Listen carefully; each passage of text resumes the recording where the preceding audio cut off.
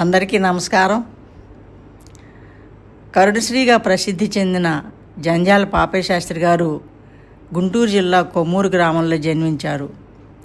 ఈయన విజయశ్రీ, ఉదయశ్రీ, కరుణశ్రీ అనే కావ్యాలను రచించడం జరిగింది. అంతేకాక పుష్పవిలాపం అనేటటువంటి ఒక ప్రైవేట్ సాంగ్ను కూడా రాయటం జరిగింది. అది ఘంటసాల గారి గళంలో ప్రాణం పోసుకొని ఆంధ్రదేశం అంతటా అందరికీ కనుల విందు వీణుల విందు చేసింది.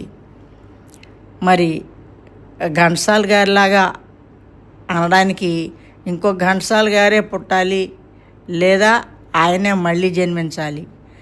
కానీ ఆ భావాల్ని నేను వ్యక్తం చేసే ప్రయత్నం చేస్తాను. నీ పూజ కోసం పూలు కోసుకొద్దామని ప్రొద్దున్నే మా తోటలోకి వెళ్ళాను ప్రభు. ఉదయశ్రీ అరుణారుణ కాంతులతో కళకళలాడుతుంది. పూలబాలలు తల్లి ఒడిలో అల్లారు ముద్దుగా ఆడుకుంటున్నాయి. అప్పుడు నేనొక పూల మొక్క కడ నిల్చి చివాలున్న కొమ్మ వంచి గోరానెడు నంతలోన విరులన్నీయు జాలిగా నోరు విప్పి మా ప్రాణము తీతువాయనుచు బావురుమన్నవి కృంగిపోతూ నా మానసమందెదో తళుకుమన్నది పుష్పవిలాప కావ్యమై. అంతలో ఒక సన్నజాజి కన్నె సన్నని గొంతుకుతో నన్ను చూచి ఇలా అన్నది ప్రభు.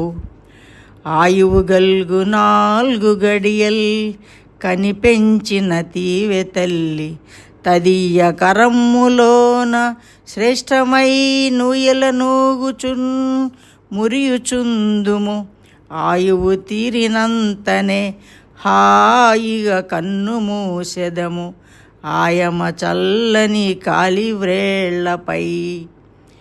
ఇంతలో ఒక గులాబీ బాల కోపంతో ముఖమంతా ఎర్రబడి ఇలా అంది. ఊలు దారాలతో గొంతు కురి బిగించి గుండెలో నుండి సూదులు గ్రుచ్చి కూర్చి ముడుచుకొందురు ముచ్చట ముడుల మమ్మో అకటా దయలేని వారు మీ ఆడవారు. బాబు, మీరు దయాదాక్షిణ్యం గల మానవులు కావోలు. మా వెలలేని ముగ్ధ సుకుమార సుగంధ మరంద మాధురీ జీవితమెల్ల మీకై త్యజించి కృషించి నశించిపోయే. మా వెలలేని ముగ్ధ సుకుమార సుగంధ మరంద మాధురీ జీవితమెల్ల మీకై త్యజించి కృషించి నశించిపోయే. మా యవనమెల్ల కొల్లగొని ఆపై చీపురు తోడ చిమ్మి మమ్మావల పారవోతురు గదా నరజాతికి నీతియున్నదా.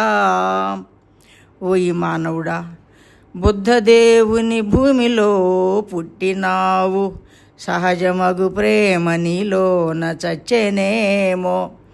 అందమును హత్య చేసెడి హంతకుండా మైలపడిపోయెనోయి నీ మనుజ జన్మ అని దూషించు పూల కన్నీయల కోయలేక ఒట్టి చేతులతో వచ్చిన నా ఈ హృదయ కుసుమాంజలిని గైకొని నాపై నీ కరుణశ్రీ రేఖలను ప్రసరింపజేయి ప్రభు.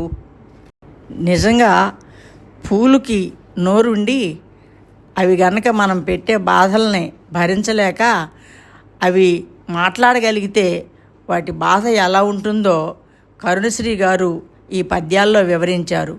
కవితా హృదయం కాబట్టి ఆయన ఆ పూల యొక్క బాధని గమనించగలిగారు.